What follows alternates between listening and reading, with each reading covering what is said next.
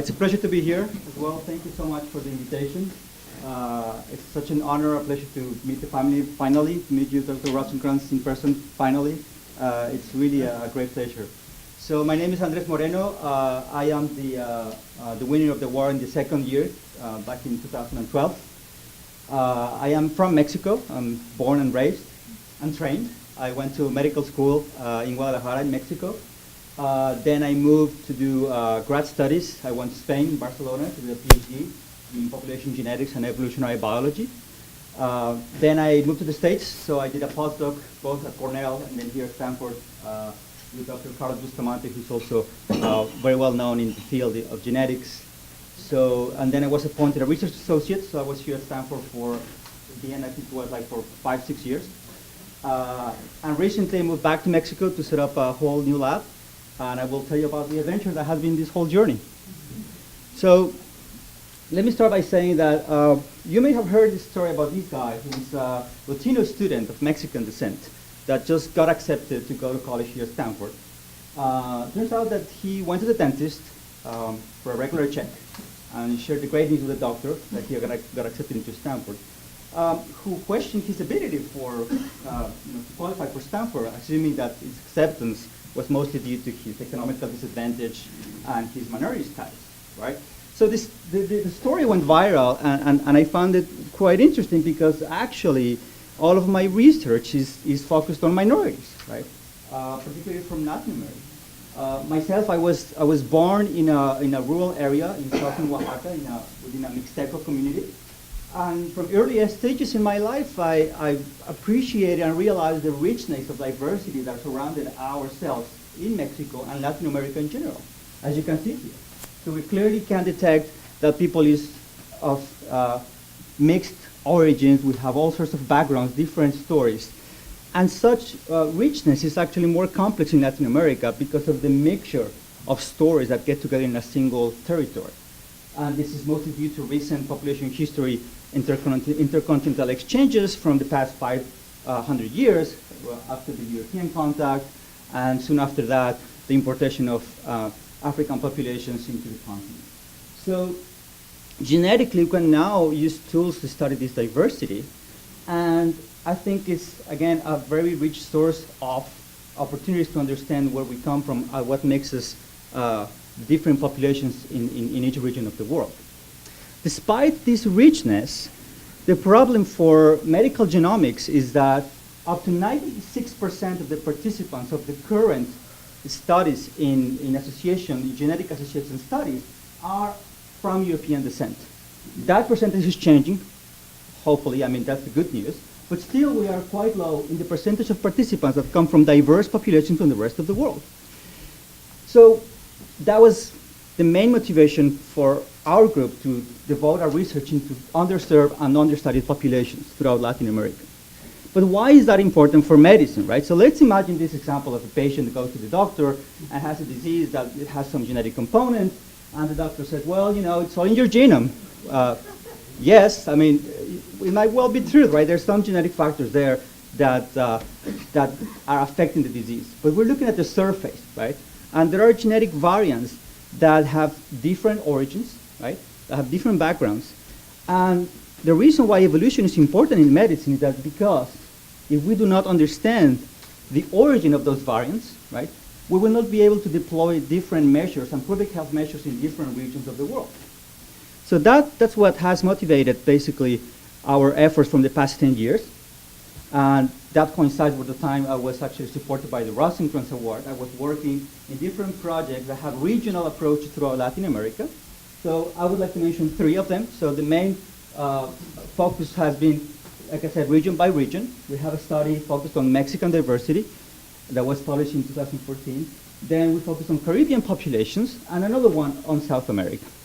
So for example, in the Mexican diversity project, we studied up to 20 different ethnic groups from throughout the territory. We generated sequencing and genetic data from these individuals, and we created a network of genetic connections between different groups. This is indigenous groups only within Mexico.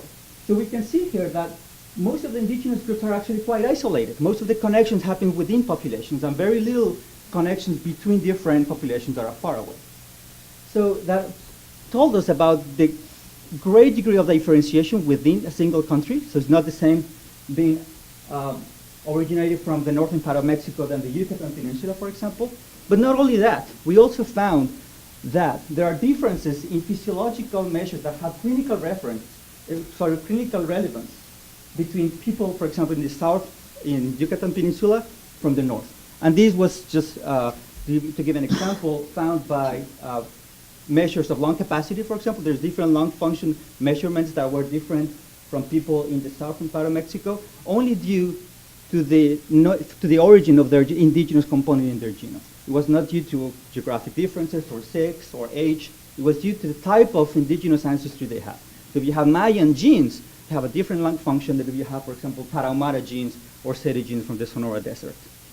So that was important to know that even the geographic distance is short, the genetic differentiation may be high, and that has biomedical implications. So that study got published in Science in 2014, 2 years after being supported by the Rosenkranz Prize. And this was a collaboration with the major genomic medicine institute in Mexico, INMEGEN, and jointly with Stanford University. But we wanted to deploy and apply similar strategies in other parts of Latin America. So for example, in this study in South America, we studied, again, some reference from Mexico, but also we included different countries from South America. The first thing you can see here, and this is just the principal component analysis of the genetic signature you find from each country, you can see how there's no overlap between the genetic signature from any country in South America and Mesoamerican Mexicans, right?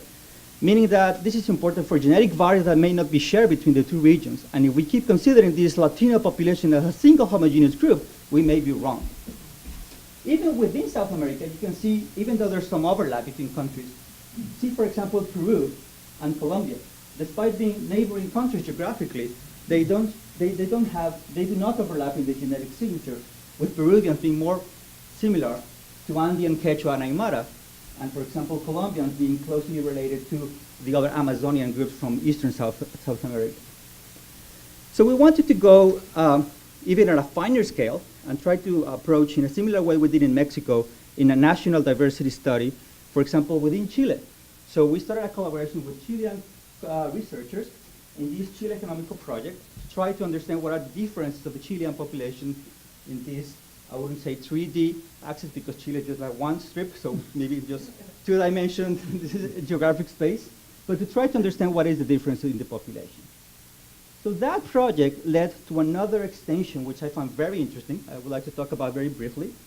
This is a project that also is in a Chilean territory, but geographically and historically is very different, and this is Easter Island. So we had the opportunity to actually start a whole independent project in Easter Island, completely funded by the Rosenkranz Award.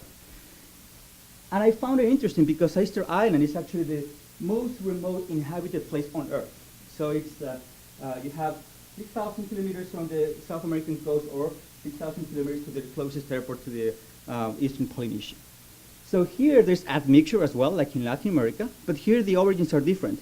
We have Polynesian ancestors on one side, and recently we have European admixture, and because it's part of Chile, we also have genes from Latin American origin. So we have, again, a scenario in which we could apply our tools, genetic and bioinformatic tools, to understand what's the diversity in the island. So we went there, we approached the community, we gave talks, we invited participants, we took samples, measurements, and this is the sampling team back in 2013, which included so the anthropologist of the team, who is my wife, and also our daughter here, who was not even 1 year old back then. She was also taking measurements and samples. We collected samples, we went back to the lab, and what we do bioinformatically now is that we take the genetic data, and we are able to estimate at each single part of the genome, and this is the 22 chromosomes of the human genome represented by this line, where that site in the genome comes from. It could be either of Polynesian ancestry in green, or it could be of European ancestry in red, or Native American in blue. So most of the participants look like that, like a mixture of different ancestries in a single genome. And we wanted also to give back these results to participants, not as a percentage of how much you are from Native American or Polynesia, but just like a picture of yourself in terms of diversity. So that's what we did. We gave them just this picture without any figure of exactly how much Polynesian you are, and they were actually very surprised to either confirm what they know from their own family history, or to say, well, you know, I knew it, we are mostly Polynesians, so we should go to the Chilean government and say that we are not part of Chile, right? We don't know what happened after we left the island, so maybe now they are claiming independence or something. So more scientifically, what we want to answer is we want to deploy measurements of how different are the islands across the Pacific, not only Easter Island, but where Easter Island is located in the genetic space in the rest of the Pacific. So we're trying to get data from this gap that nobody has studied before at the genomic level, from Easter Island to the rest of the island from remote Oceania. So that's what we're doing now with collaboration with the University of Oxford, for example. We are, I think, the only laboratory in the world that is sequencing genomes from Easter Island and Polynesia. We are already having preliminary data that shows that Easter Islanders have a genetic component that is not shared across any other island into the Pacific. And also we are trying to understand where they came from, because it's another thing that is an open question. Nobody knows where the initial settlers from Easter Island came from. Even though we know it's from Polynesia, we don't know exactly from which island. So let me finish by saying that most of this work was actually initiated here at Stanford at the Center for Computational Evolution and Human Genomics, founded by these two brilliant professors, Carlos Bustamante and Mark Feldman. Also, thanks to their support, all these projects were possible. But also, with the Rosenkranz support, I was able to generate new data to start independent projects in my current position, which is now in this new laboratory in the state of Guanajuato, located right there in the center of Mexico, where I am the director of the genomics core facility. Basically, I am running the largest sequencing facility in Mexico and possibly across Latin America, one of the biggest ones. We have all different platforms for sequencing, genotyping, and basically helping to foster genomics in the region. But I also established the first research lab in Mexico that is focused on human evolutionary genetics. And I think that's quite novel because it's a new discipline. And a reflection of that is also the funding landscape of our lab. And if it wasn't for private initiatives like the Rosenkranz Prize, for example, I wouldn't have any startup. I wouldn't have any way to start a lab. So thanks to the Rosenkranz support, I have several projects. I have talked about the Latin American genomics one. I've talked about the Pacific project. But as you can see, the other agencies are either, for example, from the UK. We recently got awarded one of the biggest grants ever in population genetics in Mexico from the Medical Research Council from the UK to do the Mexican Biobank. Or, for example, we have another project funded by this International Center for Biotechnology in Trieste, Italy. But none of them is solely funded by the Mexican government agency. So we need a hard work to do to convince authorities in Mexico that population genetics is important for medicine, which is why I think that the Rosenkranz Prize, for example, is a really clear, important step forward to demonstrate that we can do cutting-edge science in developing countries that is of international relevance. With that, I will really thank you so much for the opportunity to work in this field.